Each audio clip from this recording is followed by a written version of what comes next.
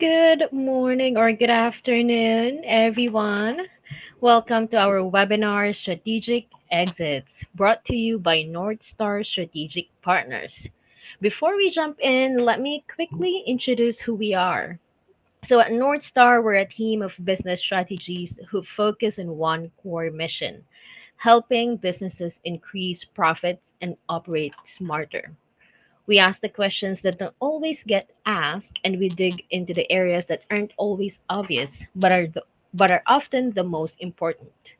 Over the years, we've helped our customers grow, thrive, and build stronger, more sustainable businesses. And we're excited to share some of those insights with you today. All right. Our speaker for today is none other than Wendy Roberts. Wendy is all about building winning strategies and helping customers make the most of their resources and profits. With a background as both a corporate finance executive and startup CFO, she brings a ton of insight when it comes to helping businesses grow and succeed financially. She has a degree in accounting from Indiana University, has taken MBA courses at the University of Tampa, and has spent years guiding business owners through the ins and outs of financial strategy and profitability. And she's also a published author. Originally from the Midwest, Wendy was raised in a working class family, and one of her favorite weekend hobbies is cycling around the Bay Area. She rarely misses a ride, by the way. So before we dive in, just a couple of quick reminders. If you have any questions, feel free to drop them in the chat. We'll go through them at the end of the webinar. And yes, a recording will be sent to your email after the session. With that, let's hear it from Wendy. Thank you, Shai, and thank you to all of you who are here today. This was our last webinar for the year. We take a break in November and December for the holidays, and then we'll be back next year with some great content. So, as we are winding down for the year, I wanted to talk to you about strategic exits, how to exit your business in a way that's going to garner the greatest value for you. So, what to expect today? I'm going to first go over the 4 points of focus.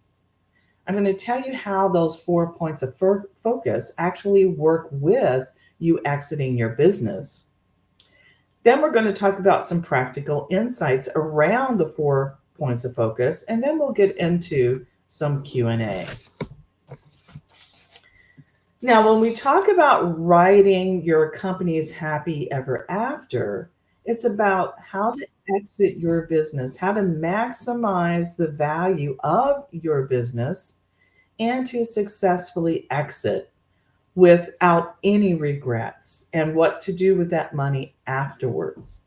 So, when we talk about the methodology, the 4 points of focus, it really is about how to build not just a good company, but a great company and set it up for an ultimate exit. So, the 4 points of focus are, you see them listed here. I'm going to talk about them briefly, and then we're going to get into more detail and how they all interact with exiting your company. The first one is called marketing strategies. It's the red, the bullseye of your company. Without having really good marketing opportunities and strategies, you're not garner the maximum amount of revenue that you can be driving. So, what it encompasses is, who are your ideal customers? How do you talk to those customers? And what does it cost you to do it? What is your ROI? Now, an ROI is very important to a buyer. The better your market strategies are, the better you're going to garner interest from a buyer because they're concerned about ROI, return on their investment.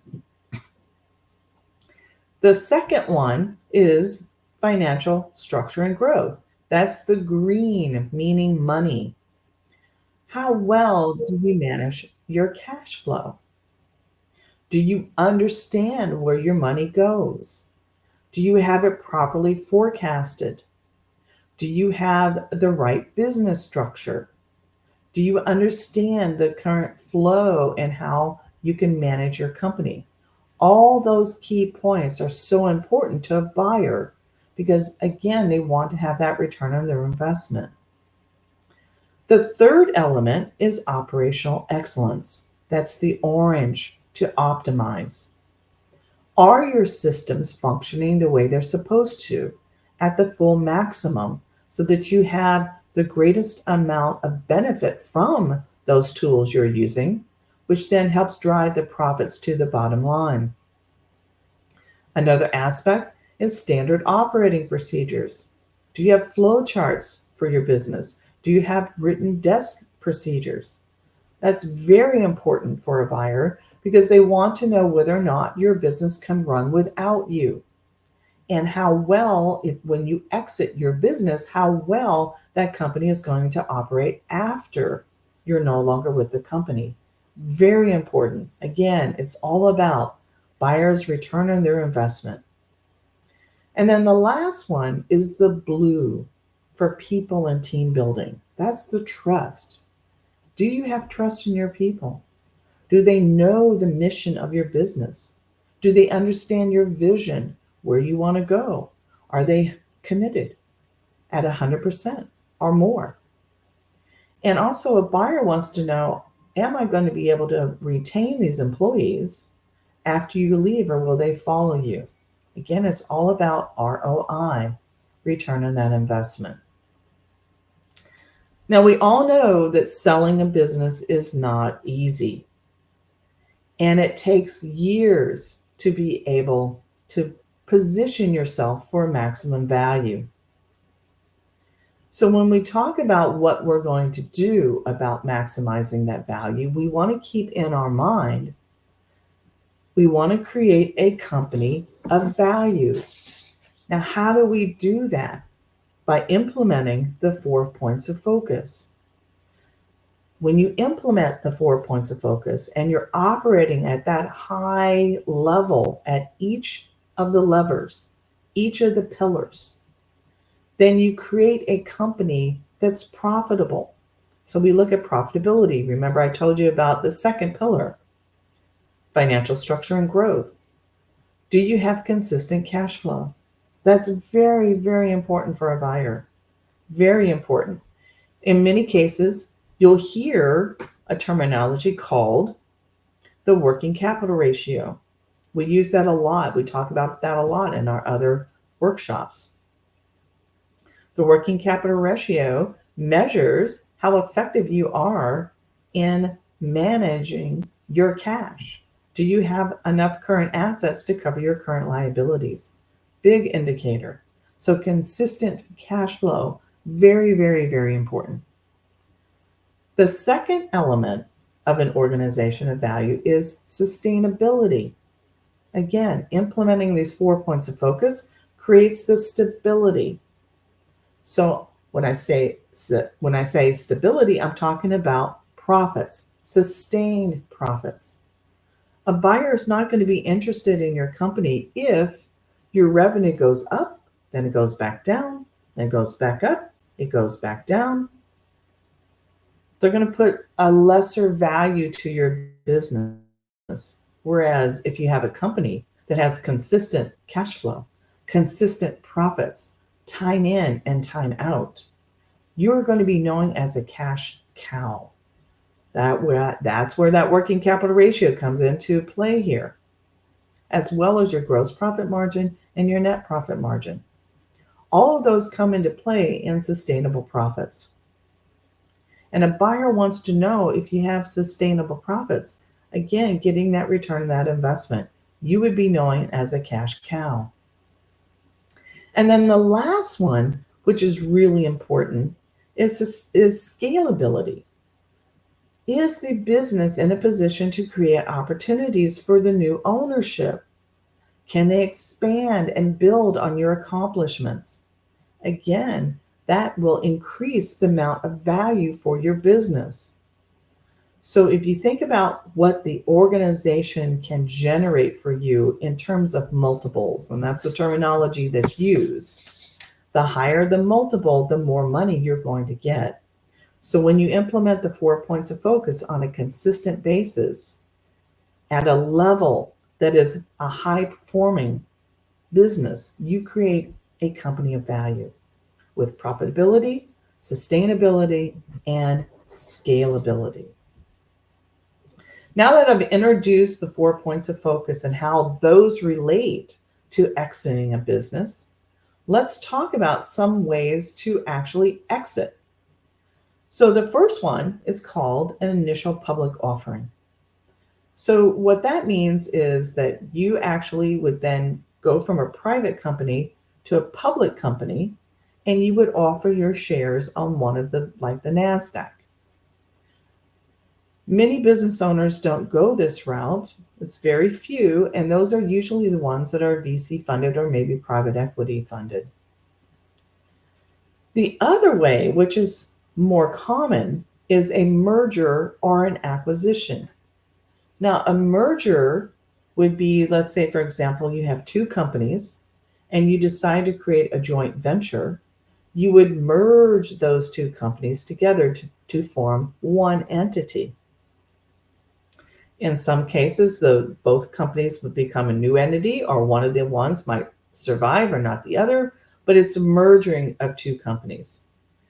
The other is an acquisition, where you are actually being bought out. And maybe this is a strategic partner, a larger company that is looking at you to purchase you because you have a certain, let's say, software that they're looking for, or you have a certain clientele that they're looking for, or certain intellectual property that's important to them. That strategic buyer would find it more beneficial to them to buy you versus trying to reinvent. The third area is an employee buyout. And this is common among smaller businesses, which is the ones we're talking about here. And that is where the employees buy out the owner. And again, this would be a strategic plan over a planning period, let's say 2 years, could be 3 years, whatever the case may be. Those employees would be buying out over a period of time. And this works really well for the business owner from a tax perspective, as well as the employees, because they don't need to have a bunch of money right up front. They can buy it out over a period of time. The fourth one is succession. And we find this in many family businesses where the older, let's say the senior, Frank Sr., started this great company and he wants to pass it down to his family members. So maybe Susan and Frank Jr. are going to become co owners of that company. So that would be a family, an example of a succession. There's other successions that you can do, obviously, as well, but I wanted to give you an example of a family succession. And the last one is one that we don't like, but there are just some options. And I've had this happen before with people I've talked to about selling their businesses. They just liquidate. They sell the assets and they just liquidate. Either they don't feel like they have a business they can sell, or maybe they just have the pride. They can't see their baby go to someone else. Whatever the case may be, it's a liquidation where you sell all the assets and you pay off all your debt, and whatever's left over, then you take it to your next chapter. So those are ways to be able to sell a company. Now let's get back to a little bit more strategic as to how do I build those 4 points of focus so that I can maximize out the value of my company.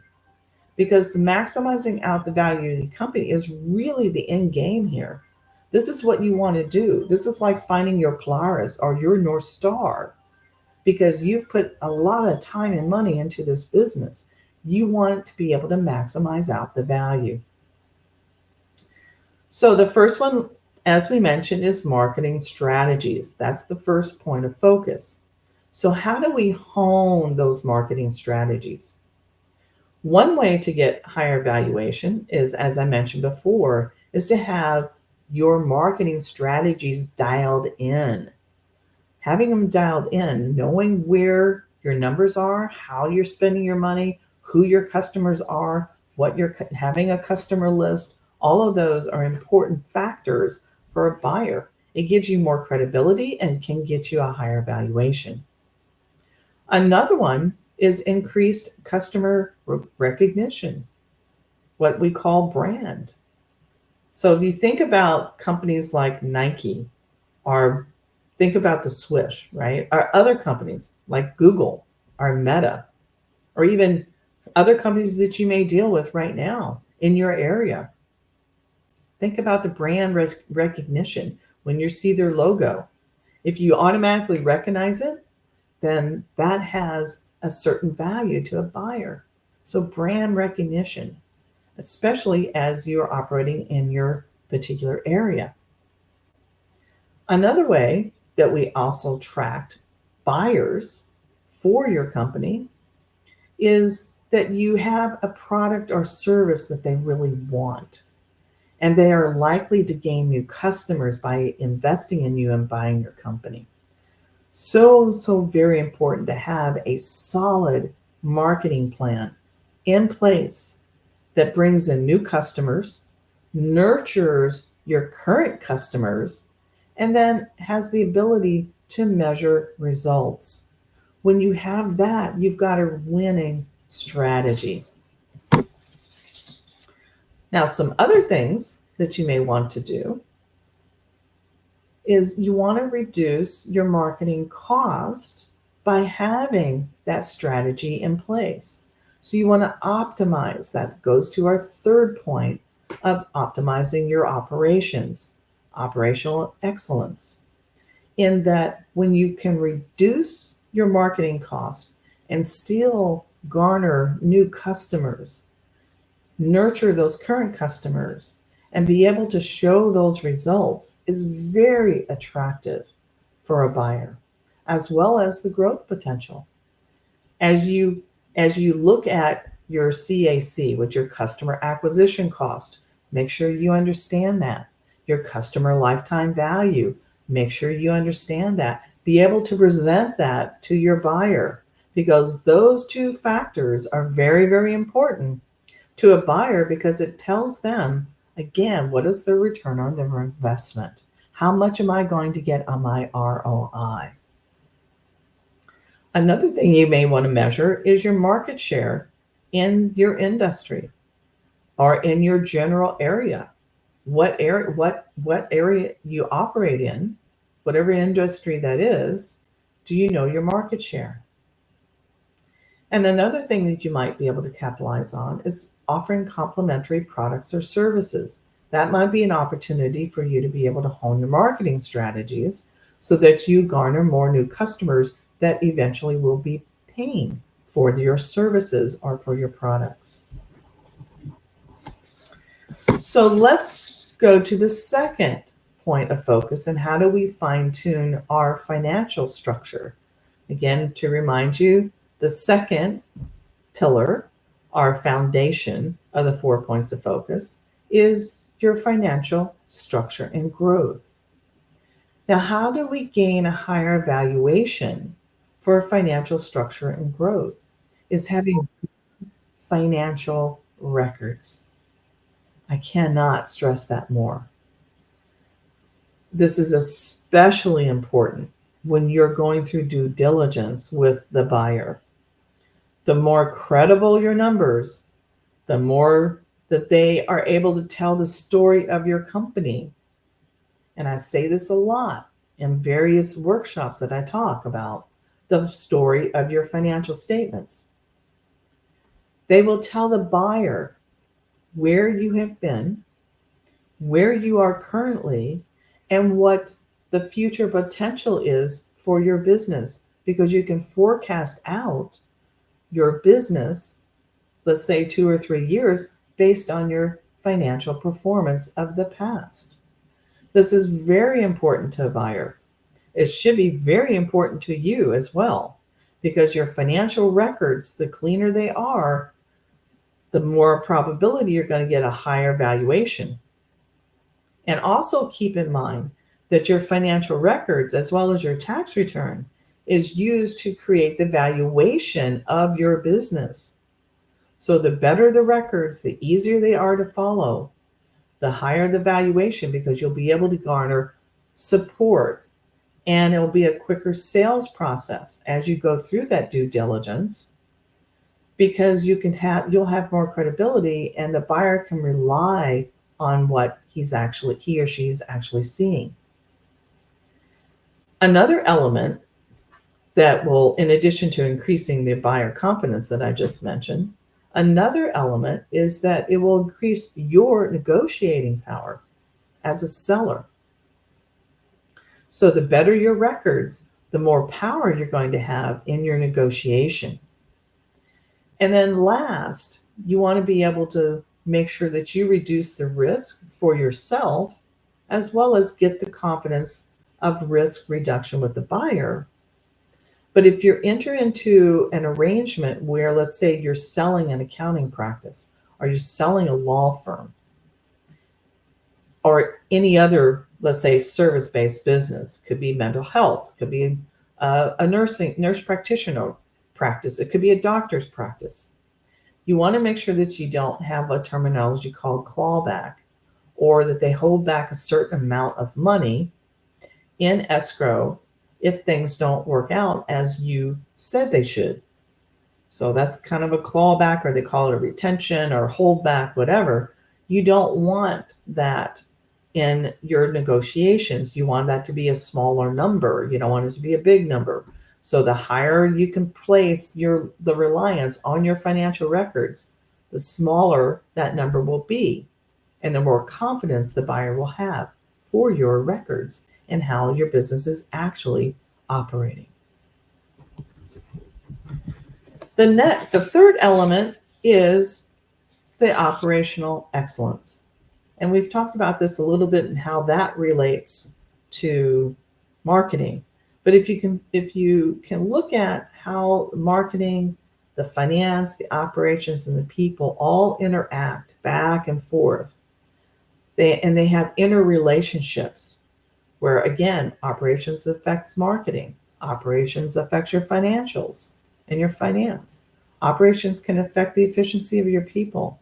So if you think about how they all interact back and forth, as well as the interrelationships between all 4 points, this builds a much stronger business for you. And you get a higher valuations when you have good systems in place, when you have good tools, and when they talk to each other, when they're efficient at driving more net profit to the bottom line. Again, that return on that investment. The more you have standard operating procedures and flow charts, the easier it is to train new employees. The more confidence the buyer has that the company can run without you. So we want that increased buyer confidence. Also, when a buyer can recognize that you spent time, and it does take time with standard operating procedures, but you put in the time and effort to be able to document them. That increases that buyer confidence, and it also can help have a quicker sales process. It also will have greater negotiating power for you, because you can show the buyer over a period of time, we have these standard operating procedures. We have these flowcharts in place. We have systems that are operating, and you can show the new business owner, that you can do that. It reduces risk, as well as it helps with regulatory approvals. Now, various businesses in this industry, in your industry or in our industry, whatever the case may be, you have certain approvals that have to get from regulators. The higher you are at operating and getting those standards addressed, the higher the valuation of your business. And then the last one is the number 4, which is the people and teams. So when you prioritize your people and you take good care of your people, and a buyer can step in and see that, the higher the valuation, because again, that buyer knows I'm going to get that return on my investment. These employees are operating at a high efficiency level. I'm going to be able to have a company that can run without the current owner. Very, very important. Again, I think you see the theme here: higher valuation, increased buyer confidence, quicker sales process, increases your negotiating power, and it reduces the risk that your management team, is going to take off with you. That's what the buyer doesn't want, right? They want to be able to operate the business without you. So when you have a great team that's dedicated to your cause and your vision of your company, you have a wonderful asset that a buyer will appreciate and again will pay a higher valuation. Now, you just heard me talk about valuation on those 4 key elements, right? The 4 points of focus. Why is valuation so important? Because it determines the sales price of your business. How much is your business worth? It gives you an idea of how much it's worth.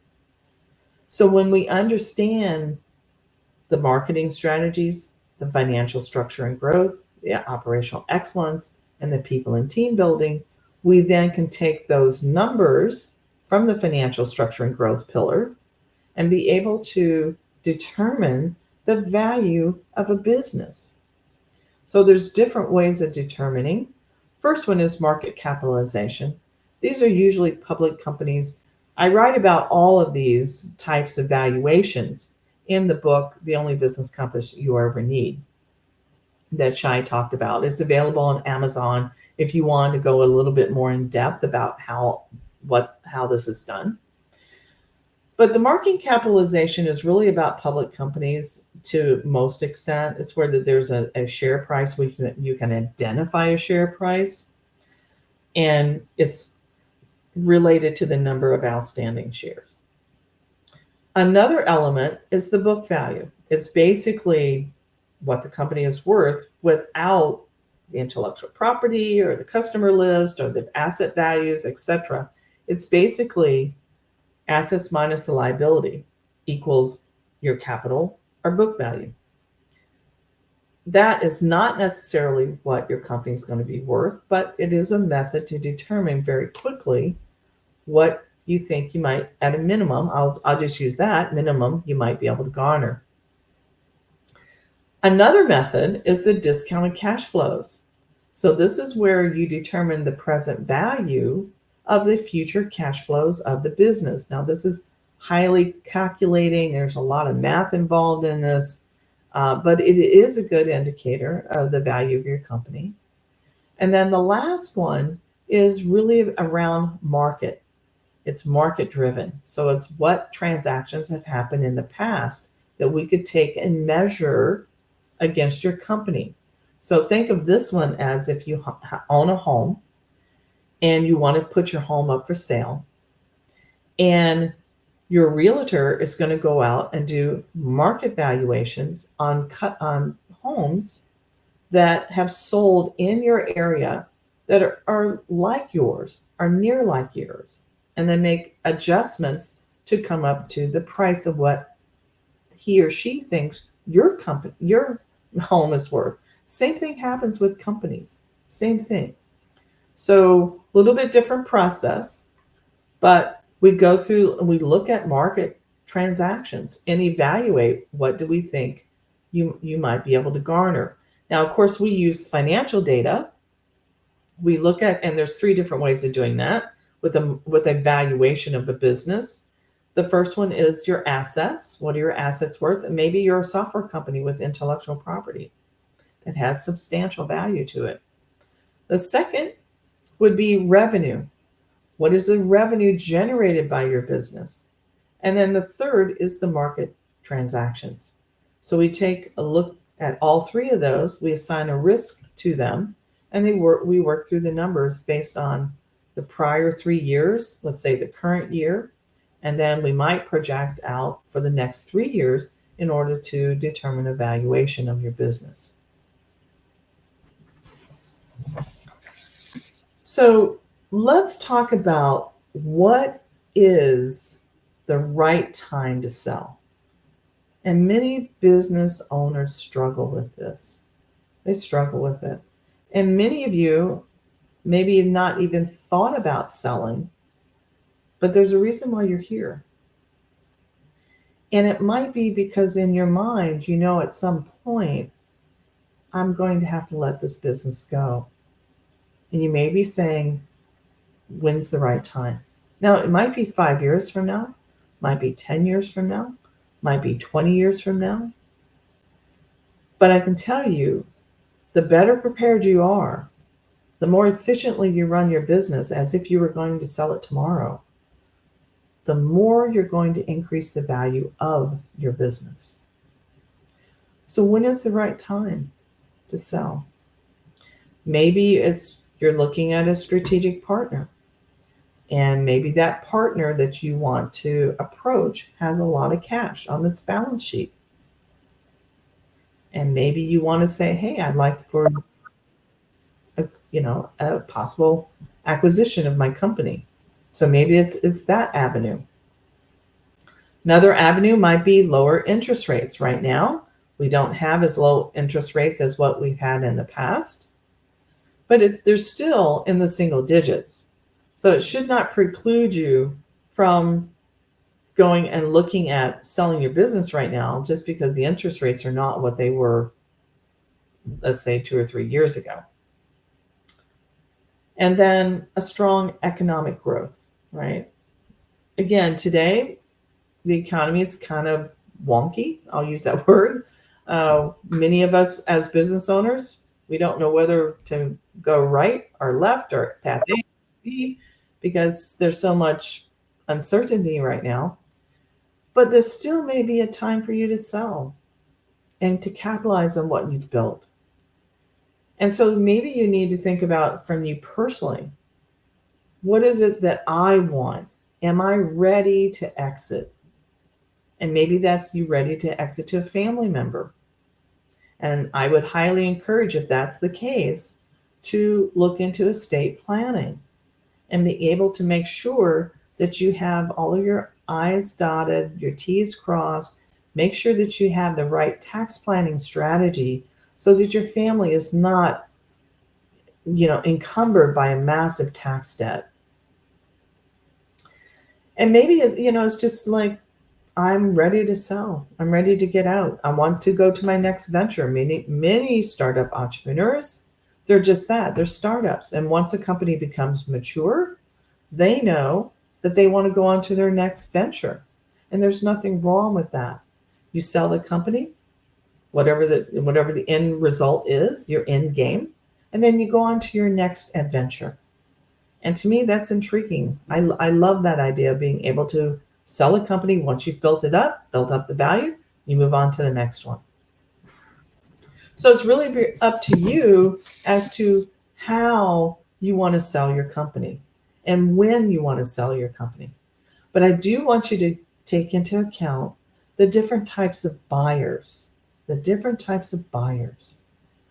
So as we mentioned, you might be looking at a strategic exit. Those are strategic buyers. It may be a joint venture. It may be a larger company buying out your smaller company. But those are very, very good opportunities for you to be able to exit your business, especially if you're a serial entrepreneur. The next one is financial buyers.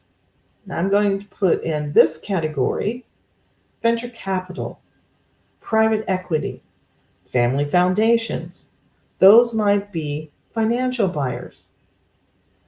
A third one is individual buyers. And right now there's various layoffs going on across the economy. You might find somebody who has been in corporate and They want to be able to go into business for themselves, but they don't want to start a company from scratch. Let's, let's be honest. When you start a company from scratch, it is just that. You have to fund it yourself and you got to start from ground zero. Now, to some people, that's exciting. For me, that's exciting. I like doing that. I've done it many times. But for others, it's not. They want to be able to either buy a franchise, which I would like for you to think about and really evaluate before doing something like that. Understand the cost of buying a franchise. But we do help business owners evaluate that. Or buying a company outright that's out on the market, that's been placed up for sale. Those are another type of buyer. And then, as I had mentioned before, there's employee buyers. There's wonderful organizations out there that we can recommend that help sellers be able to sell to their employees. There's various different strategies on how to be able to do that. Now, once you have decided on selling your business, you want to make sure that you have a great sales team. Now, what do I mean by that? I first want you to start looking at the internet, looking at industry publications, understand what's going on in the marketplace and what's going on in your industry. Second, there's lots of online resources that you can go to and that you can educate yourself. Because for many of you, you might be fearful because you don't have the knowledge. And there's nothing wrong with that. Go out and do your research. A third might be networking. Maybe you're in a business referral network, or maybe you're in a construction industry and you have a particular organization that you belong to. And you start talking around and networking, saying, hey, I think about selling.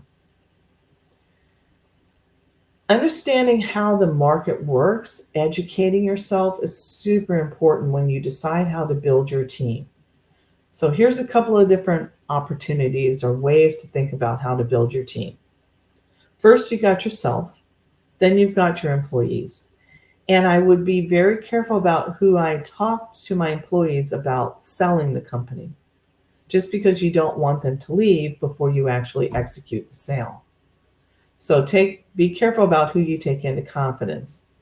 But you're going to want to have a good attorney, a good accountant, a good tax preparer, or a tax strategist. There's a difference between tax preparers and tax strategists.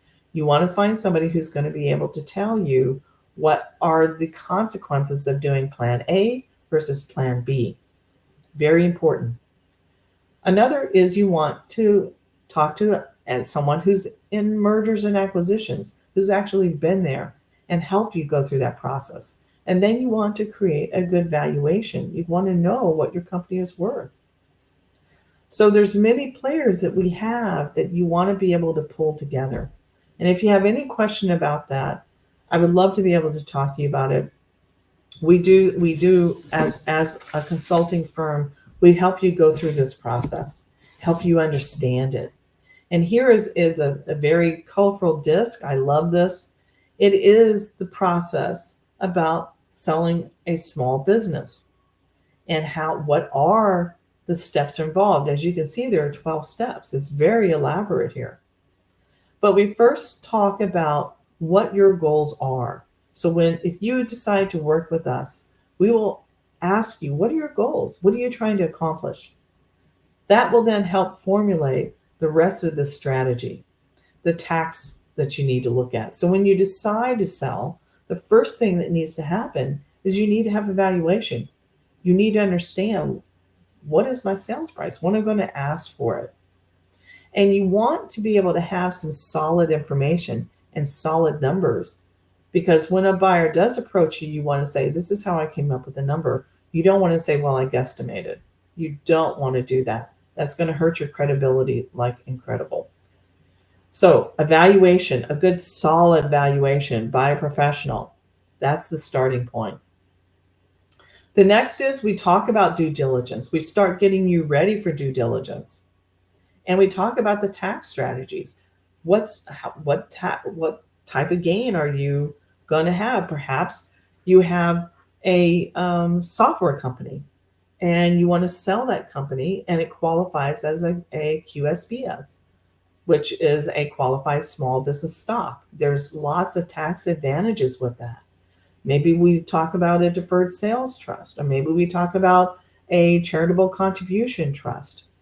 Maybe we talk about, you holding paper with an investment, right, over time, where you get paid out over time to minimize the tax liability instead of a direct outright pay in 1 year. So all of those are different tax strategies for you to think about, and what is the best option for you. The next is what we call the confidential information memorandum. It talks about your business, who your customers, who your employees, who your vendors, etc. So it gives the buyer a really good profile in addition to your financial numbers that tells the story of your business and what the potential is. Then we go into our buyer research, right? We go into what we call the pre-market. So we look at who your buyers are and who the potential is. We do our research. Then we go to that team building, which I talked about just a few minutes ago. So we build that team so that you have the utmost confidence that you can garner the value that you want. The next is then we would contact buyers, right? Or we would have your M&A contact buyers, but we would contact the buyers. We would get NDAs, because we definitely want NDAs. And we would want to see if any of those buyers are competitors and whether or not you're comfortable with that, right? So we would talk about how all of that works. Then we'd have an indication of interest from, let's say, 3 different potential buyers. And then we would have the winning offer, which is our letter of intent, or a purchase agreement would happen, right? That can be drawn up by an attorney or a business broker, whatever the case may be. And then the buyer then goes into due diligence. They start then validating the information that you prepared in the CIM, including those numbers and how all of that would work. What return on that investment that I've talked about repeatedly in this workshop, what does that look like? Can I get my money back? Is this company operating as efficiently as it says it is? Is the marketing strategies as good as they say they are? Are the people good at what they do? And do they have documented processes? All of that goes into that due diligence. So very important to be prepared for that. If you look at when you decide to sell, we actually talked about tax strategies and the due diligence. So this is where this thing comes into play. Then we look at the financing layer, right? How is financing going to be done? Is it through the SBA? Is it through private equity? Is it through VC? Is it cash? How is this structure and the sales of this business? How's that going to happen? And then the last, we go through escrow. We go through the closing process. Again, that could be with attorneys, it could be with an escrow agent, whatever the case may be, but you go through the close process, you get your money, and then you go on to your next adventure. So, in summary, when we talked about the 4 points of focus throughout this entire workshop, you can see that the 4 points of focus definitely go through each element that's important for you to maximize your company so that you garner the greatest profitability, the greatest sustainability, and the greatest scalability. When all 4 of these points are working efficiently, marketing strategies, financial structure and growth, operational excellence, and people and team building, you build a company of value that you are proud of and that you're going to get the highest multiple. So in closing, I just wanted to talk to you about the next steps. So if you'd like to have some more information about about what we presented to here in the exit, you can read the 4 points of focus through called the only business compass you will ever need. And so we go through that process of describing each of the 4 points in more detail, and then how all four of those points come together to become your exit strategy and to get that maximum value.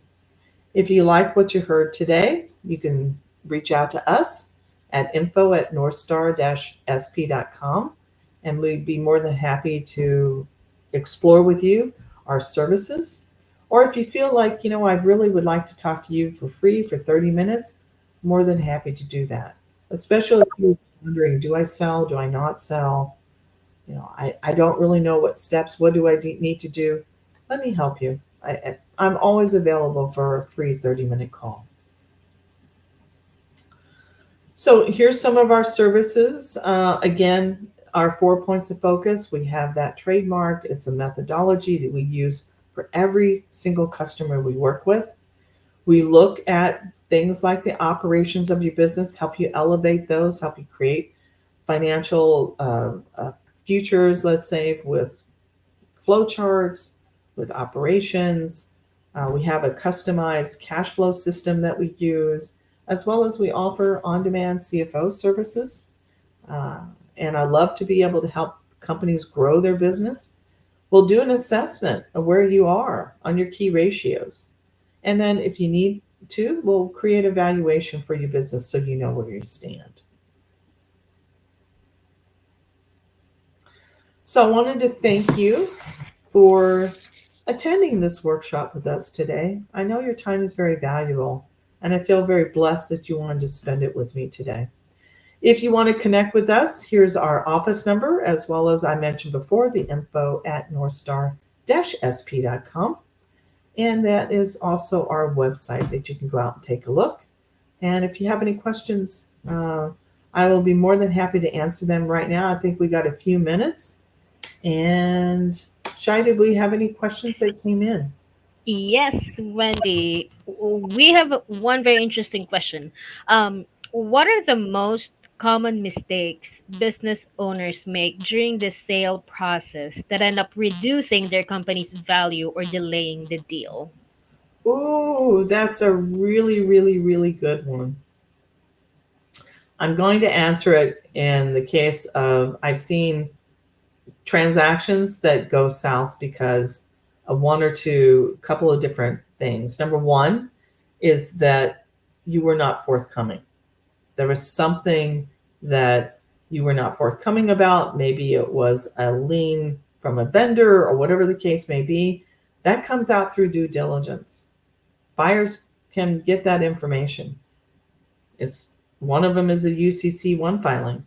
So you want to make sure that you have everything on the table, good and bad. Because if you're not forthcoming with a buyer, they're going to lose confidence in you, and it's a huge red flag.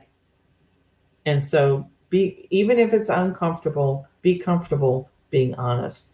I guess that is probably the number one thing. Be comfortable with being honest. Thank you. Another question came up. You may probably have mentioned this briefly earlier, but how early should a business owner begin preparing for a potential sale or succession? Oh, that's a great question. Okay. So we recommend that if you're thinking about selling, start at least 18 to 24 months before you even put the company up for sale. That's where our specialty is. It can be even 36 months, depending on the size of the company, the complexity of the company, what you're offering, if you have intellectual property. All of that needs to be valued, if you will. And there's tax strategies that you need to think about. You don't want to wait to the last minute to give someone like me a call and ask them if there's tax strategies that I can implement, especially if you've already signed the purchase contract.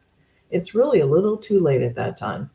So, trying to figure out what tax strategies are available to you, as well as other opportunities, other ways you can maximize the value, maybe working on that CAC or that lifetime value of a customer.